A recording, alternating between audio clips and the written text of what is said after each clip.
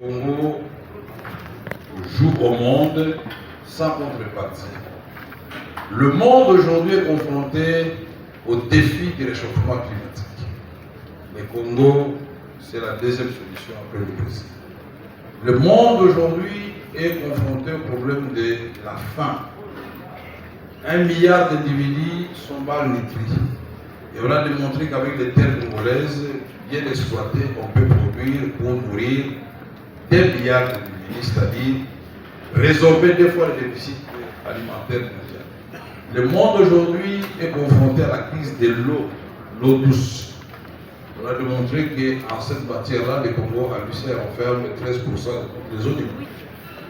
Aujourd'hui, nous avons le problème de l'énergie propre, non polluante et renouvelable.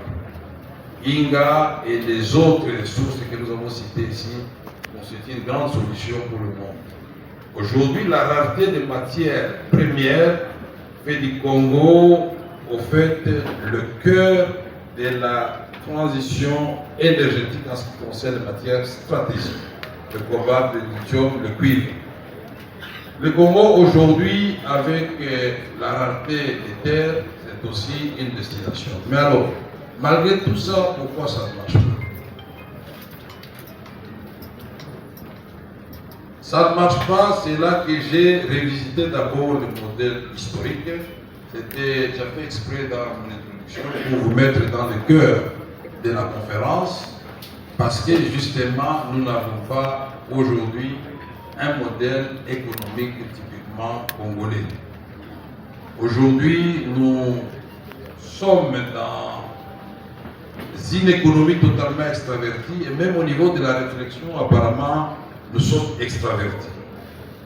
Quand un Congolais fait une étude, comme le recteur me l'a montré tout à l'heure dans son bureau, au niveau du gouvernement, ça n'impressionne personne.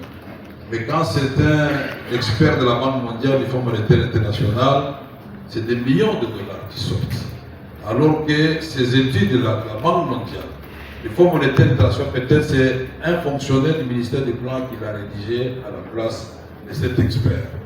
Donc aujourd'hui, nous devons revenir effectivement ici, où nous sommes nés scientifiquement, pour nous ressourcer davantage et contribuer à la réflexion, nous connecter aux gouvernants, comme l'a dit le recteur, disponibles pour que l'université, le professeur, l'étudiant puissent participer à la réflexion qui va changer effectivement son pays. Nous avons démontré que le semblant de développement en 1960, à la suite du modèle dégradant colonial et de Léopold II, en 1960, on a eu l'indépendance, on a connu l'instabilité politique, mais le moboutisme de 1965 à 1997, nous n'avons fait que régresser, avec des mesures incroyables, les réalisations,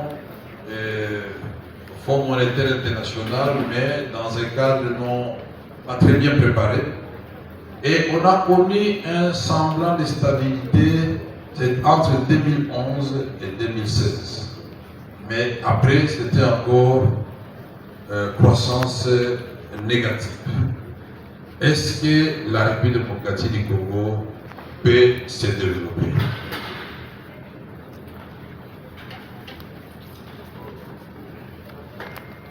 Donc, si on n'analyse pas très bien le modèle actuel, on ne va pas jeter les bases d'un nouveau modèle.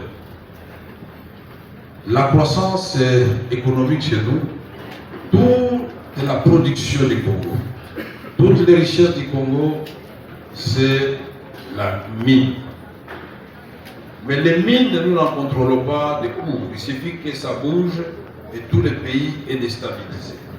Alors que le pari que le président de la République a pris avec le peuple congolais dans son nouveau mandat, c'est effectivement le fait de la revanche du sol sur le sous-sol. Si l'argent des mines peut être utilisé pour éviter cette forte dépendance aux produits miniers, c'est-à-dire pour le projet structurant, comme les infrastructures routières, les infrastructures hospitalières, les écoles, et en même temps combattre la corruption et le détournement des deniers publics, mais aussi mobiliser suffisamment de recettes. Ici, nous devons mettre effectivement le peuple congolais au travail. Mais le peuple ne peut pas travailler si le fruit de son travail est détourné par les dirigeants. J'allais dire, nous devons tous nous mettre au travail. Nous devons servir de lampes témoins, nous les dirigeants. Nous devons faire en sorte que les conditions dans nos villages soient attrayantes. Et donc que les gens puissent quitter les grandes villes pour retourner au village où ils peuvent trouver aussi le bonheur. Dans le bureau directeur, il m'a montré leur contribution aux études sur les embouteillages dans la ville de Kinshasa. Bon, nous avons ce petit privilège d'avoir un véhicule qui nous ouvre la route, mais en même temps, ça nous fait mal au cœur, puisque vous passez, vous voyez les gens qui rentrent à pied ou les bus qui roulent n'importe comment. Tout ça, ça fait mal au cœur, donc nous devons aujourd'hui nous remettre tous en question. Il y a le problème de l'instabilité et de l'insécurité à l'Est, en particulier, en général, dans notre pays. On ne peut pas développer un pays qui est en guerre. La priorité d'abord, c'est de mettre fin à la guerre. Nous avons aussi notre système judiciaire qui pose problème. Aucun investisseur ne viendra ici si du jour au lendemain les contrats changent, on prend votre titre minier, on le donne à quelqu'un d'autre, ou tout simplement vous arrêtez à partir de votre hôtel. Donc, les gens de téléphonie en savent quelque chose, et je sais qu'il y a un grand responsable d'une société ou deux de téléphonie. Quand il était question de redistribuer de l'argent pour investir en Afrique, il a réclamé, on lui a dit, mais toi, on t'a pris ton passeport à l'aéroport de Ndjili. On ne peut pas investir dans ce pays-là. Tout ça devons en être conscients. Que faire? Est-ce que le sous-développement est une fatalité? Nous disons non.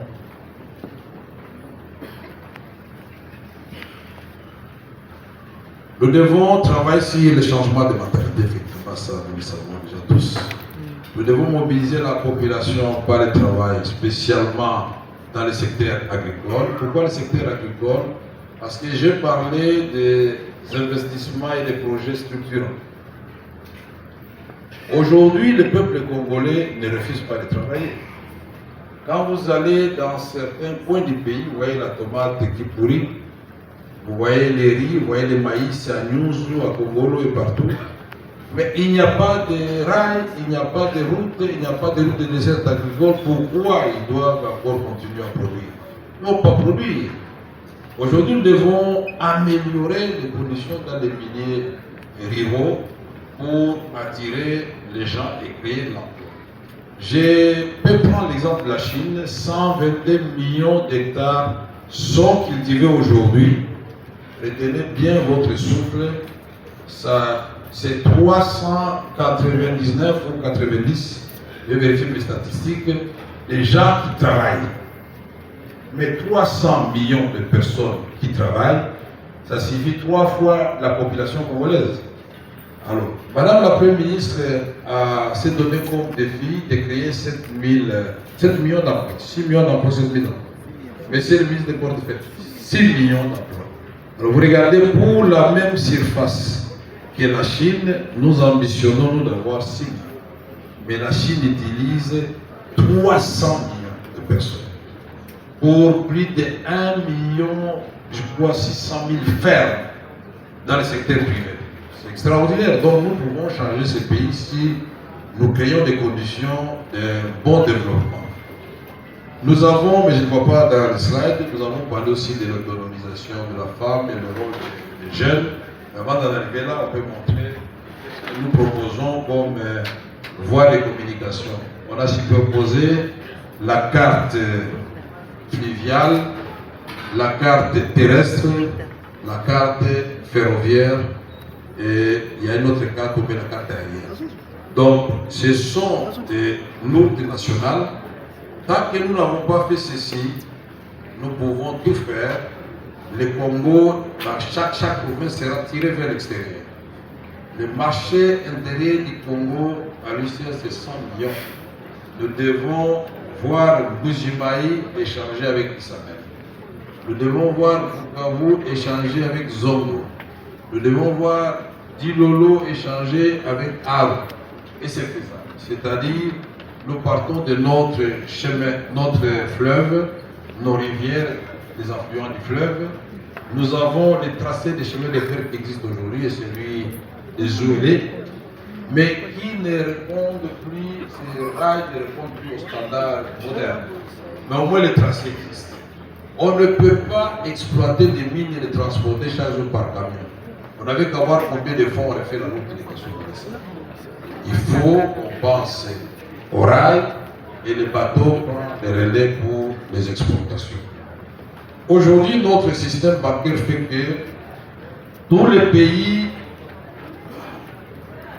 à côté du Congo attirent tous les commerçants du Nord Kivu, du Sud Kivu, ils préfèrent placer leur argent à Kampala, à Nairobi, au Kenya ou en Europe.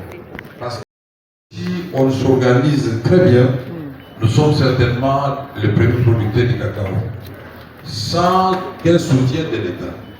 Puisque ce qui se passe à l'est de la République démocratique du Congo, ce sont les banques, malheureusement, des pays qui nous agressent et d'autres pays de l'Afrique des Grands Lacs qui préfinancent des cultures et donc toute la production va là-bas. Et vous allez voir tout simplement l'été estampillé produit au Rwanda, vous allez voir les cacao produits en Ouganda, vous allez voir la papaye, vous allez voir tous ces produits, mais en réalité sont des produits du Congo. On a même présenté pendant un moment à Londres l'été produit par les rescapés, les mamans rescapés du génocide. Ça a attiré la compassion de toute la communauté internationale et c'était été commandé alors que c'était été produit à Iramata, dans mon village à Walungu, alors que c'était produit au Nord Kivu. Et nous sommes là en train de regarder. C'est ça notre Congo, malheureusement. Vous pouvez y aller. Les capitales humaines. Nous avons 100 millions d'habitants au Congo. Nous avons 450 tribus regroupées autour des 4 langues nationales, comme l'a dit Madame professeure Zina tout à l'heure. Lingala, Kikongo, Chiluba, Swahili. Et donc, nous sommes une population jeune de 70%, 51% des femmes. Ce sont des atouts pour produire. Nous avons la forêt du Congo qui représente 75% de la forêt du bassin du Congo. Et aujourd'hui, c'est la deuxième forêt au monde, après le Brésil, la République démocratique du Congo, quand on prend sur les tournières. C'est une solution aux problèmes qui dérangent aujourd'hui et qui menacent l'humanité, à savoir les changements climatiques.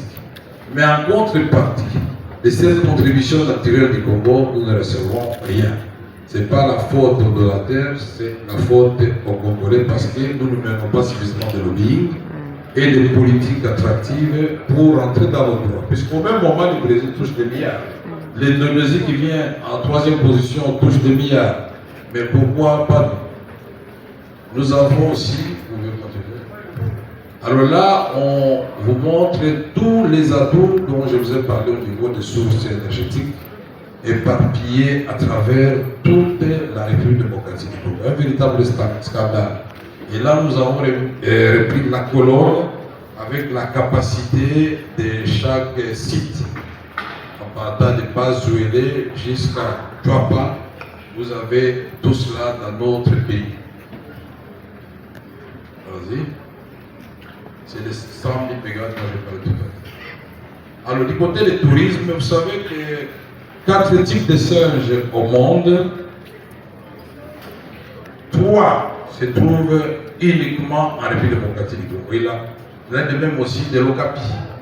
Aujourd'hui, on fait visiter les gorilles aux visiteurs américains, français, britanniques au Rwanda. Ce sont des gorilles qu'on a pris chez nous pour aller au fait, comme on amène les gens à Guatemala. On va les emprisonner là-bas, ils se reproduisent, il n'y a pas de problème. Mais nous avons vécu un scandale avec les gens des Nations Unies, quand les gens du Nord qui sont ici, pendant la guerre, les éléphants avaient fui, ils sont partis du côté de l'Ouganda. Et qu'est-ce que le gouvernement ougandais a fait? Là seulement creusé une sorte de tranchée, puisque l'éléphant ne peut pas sauter. Et tous ces éléphants venaient là, à la frontière, comme s'ils se remontaient. Et il y avait une longue discussion. On a seulement rempli la tranchée. Tous les éléphants sont entrés, bien sûr, avec des dégâts terribles dans le nord. Donc c'est un pays ici, le plan du tourisme, nous avons des atouts importants.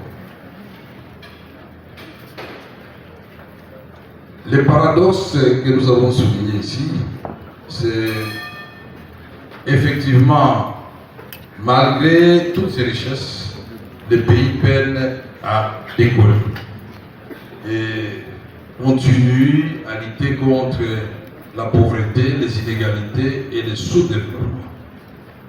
Alors nous allons suite.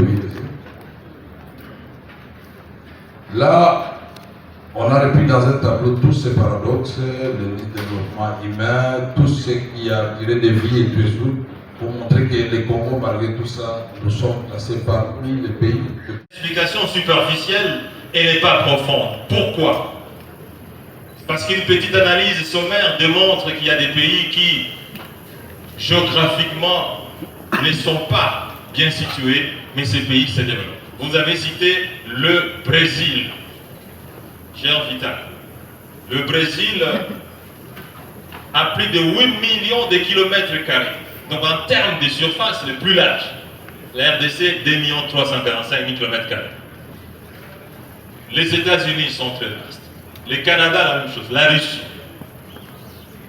L'accès à l'océan, l'accès à la mer. Il y a des pays qui n'ont pas d'accès à la mer, comme la Suisse, comme le Botswana. Mais ces pays sont de loin en avance par rapport à l'Est. Donc, cette relation des causes à effet, étayée par des causes scientifiques, empiriques, n'est pas soutenable sur base d'une analyse suffisante, globale et globalisante. Deuxième bloc, professeur Vital. La relation entre la race, la culture, la religion, avec le sous-développement. Certains scientifiques des renom international établissent cette relation. Et certains se complaisent à dire que la race noire ne peut même pas se soutenir. Mais ce n'est pas vrai. Parce que l'Égypte, à l'an 1, était plus développée que la France. L'Égypte est-elle blanche? Non. À l'an 1, l'Égypte était plus développée que la France. La Corée du Sud, la Corée du Nord, en 1960, la Corée du Nord était de loin développée que la Corée du Sud. PIB per capita, 280 000 dollars, enfin 280 dollars pour la Corée du Nord et près de 60 dollars pour la Corée du Sud. La Corée du Nord était pré-industrialisée avec une industrie métallurgique poussée. La Corée du Sud était agricole. Aujourd'hui, camarades étudiantes, camarades étudiants, la Corée du Nord envie la Corée du Sud qui est de loin industrialisée, qui compte parmi les grandes économies de ce monde. Donc, même race, même langue, même peuple, mais la Corée, donc la Corée du Sud, le pays, la Corée du Sud, est de loin développé que le pays, la Corée du Nord. Donc, cette relation est bâtie en brèche. C'est un artefact. Troisième bloc, vous l'avez dit ici, il y a des scientifiques qui ont soutenu la thèse de la malédiction des ressources premières. Avec la complicité de certains organismes et de certaines multinationales, les complots contre les pays riches et dotés en matières premières, en ressources naturelles. Cher professeur Vital, cette thèse aussi n'est pas soutenable. Elle n'est pas soutenable. Scientifiquement, elle n'est pas soutenable. Nous sommes ici dans le berceau de la science. Nous ne sommes pas en train de faire des analyses politiques, c'est des analyses froides. Cette thèse...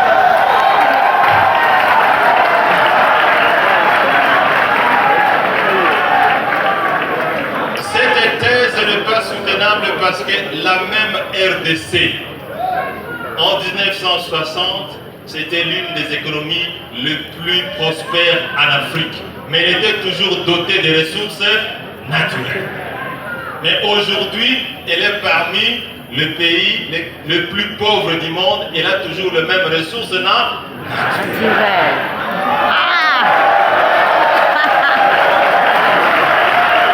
Donc, chers amis étudiantes et étudiants, se basant sur l'hypothèse, la clause Ceteris Paribus, toutes choses restant égales par ailleurs.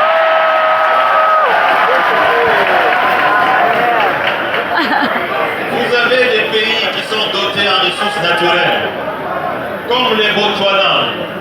Cher professeur Vital, les Botswana n'ont que les diamants. Qui se localisent dans notre pays, dans une seule partie du pays. Mais le PIB per capita du Botswana est de loin supérieur à celui de la RDC. Les États-Unis sont dotés de ressources naturelles. Le Canada, la Russie, la Norvège, l'Arabie Saoudite. Est-ce que ces pays ont le même niveau de malédiction que la RDC? Jamais. Donc c'est une cause insuffisante, c'est un artefact. Quatrième bloc, professeur Vital, vous l'avez parlé, vous l'avez évoqué. La malédiction du FMI et de la Banque mondiale, avec des programmes d'ajustement structurel. Je voudrais noter ici, les fonds monétaires n'a pas pour mission de développer un pays. Ce n'est pas ça la mission du Fonds monétaire. Encore moins de la Banque mondiale ou de la Banque africaine de développement.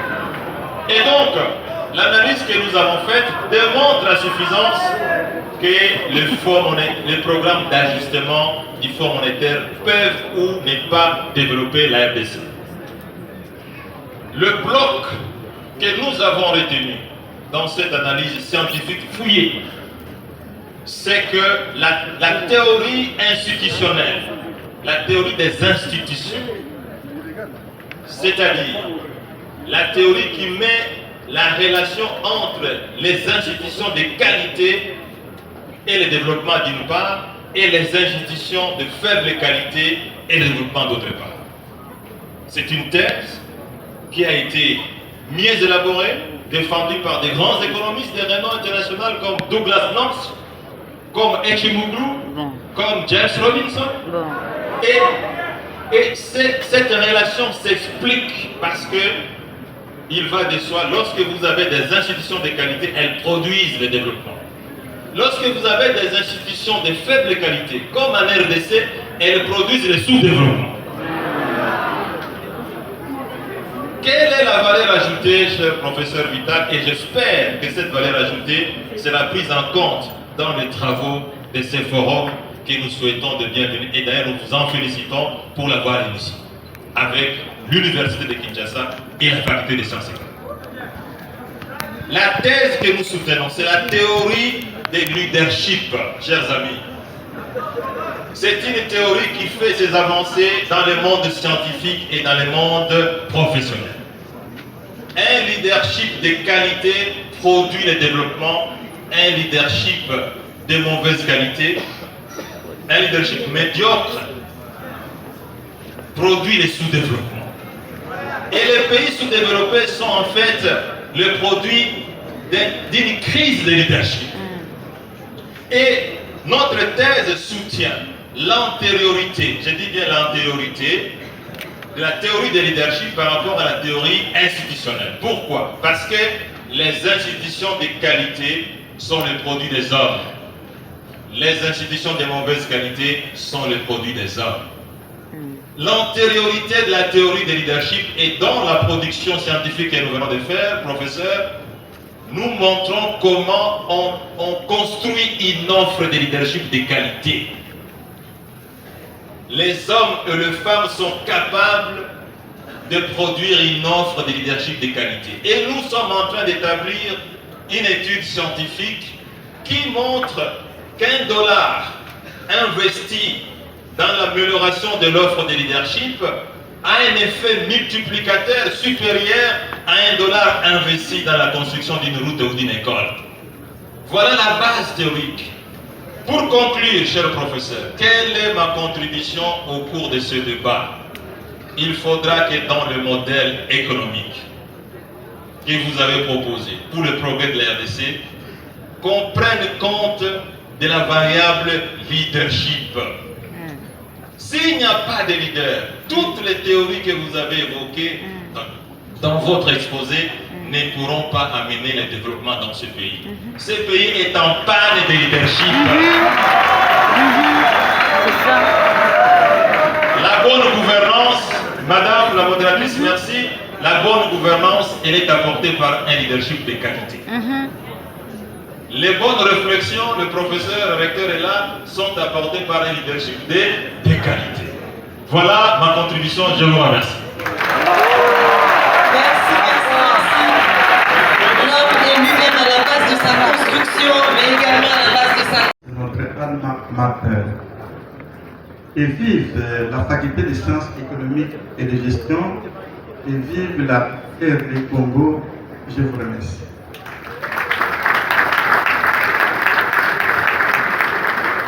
Merci beaucoup, monsieur le doyen. Notre économie est caractérisée par des